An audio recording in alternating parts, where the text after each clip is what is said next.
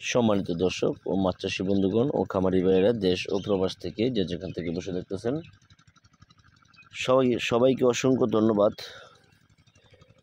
এখন আমাদের সামনে বর্তমানে সিয়াম সাধনার মাস, অর্থাৎ রমজান মাসের উপলক্ষে আপনাদেরকে একটি ভিডিও দিলাম নতুন মাছের।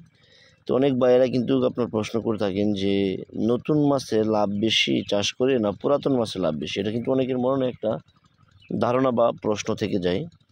কিন্তু সাধারণত দেখেন আমরা যে উপভোগ করি বা যে পরিচালনাগুলো দেখি, দেখেন পুরান মাছগুলো কিন্তু এখনও বড়ই সাইজে, কিন্তু ছোটো নাই।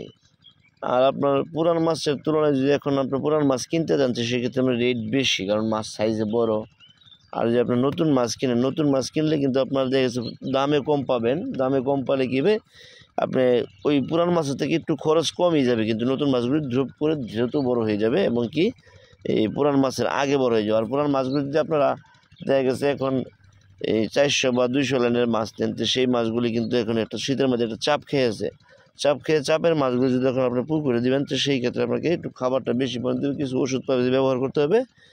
সেই তুলনায় অনেক সময় আপনার দেখা গেছে রোগ জীবাণু ধরতে পারে, কারণ আপনার দেখা গেছে বড় মাছগুলি কিন্তু কই মাছগুলি চাপ লাগলে ক্ষত হয়ে যায়। ক্ষত হওয়ার কারণে আপনার শরীরে ঘাও ধরে যায়। এই জন্য কিন্তু মাছগুলি আপনার ফলন বেশি পাওয়া যায় না, হয়তো কমে আসে ফলনের সংখ্যা।